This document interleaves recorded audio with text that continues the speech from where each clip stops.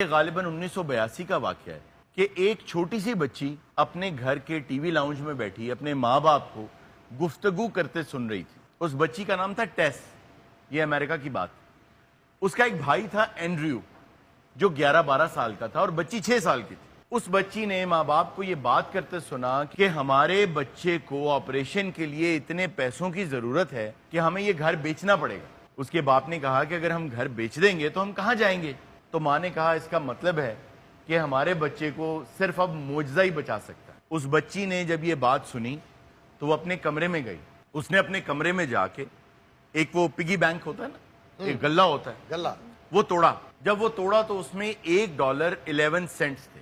وہ اسے لے کر اپنی مٹھی میں دبا کے 6 بلاکس اوے ایک میڈیکل سٹور تھا اس پہ گئی اور وہاں جا کے اس نے کاؤنٹر پہ جو سیلز پرسن کھڑا تھا اسے کہا کہ مجھے ایک معجزہ دے دو.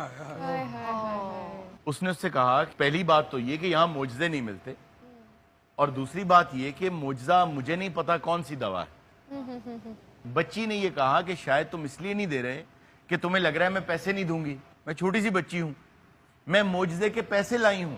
اس نے وہ پیسے اس کے کاؤنٹر پہ رکھ دیے اور اس سے کہا کہ یہ لو پیسے, اب معجزہ دے دو.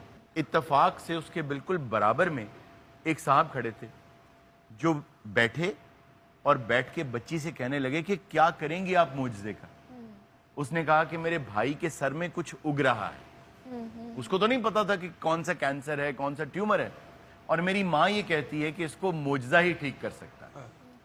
اس شخص نے کہا کہ تم بہت لکی ہو کہ میں معجزے بیچتا ہوں, اور معجزے کی قیمت واقعی $1.11 ہے. اس نے اس بچی سے $1.11 لے لیے اور اسے کہا کہ چلو تمہارے بھائی کے پاس چلیں. اس کے پاس گیا, اس کا نام تھا ڈاکٹر کارلٹن, وہ کینسر کا سرجن تھا. اس نے $1.11 میں اس بچے کا آپریشن کیا, اس کو ٹھیک کر کے گھر بھیجا. تو جب وہ بچہ ٹھیک ہو گیا, اس بچی کی ماں نے اس کے والد سے یہ کہا کہ دیکھو ہمارا پیسہ کوئی نہیں لگا, لیکن خدا کے معجزے سے ہمارا بچہ بچ گیا. اور اس کو نہیں پتا تھا کہ اس کی بہن کی ساری دولت اس کو بچانے میں لگ گئی.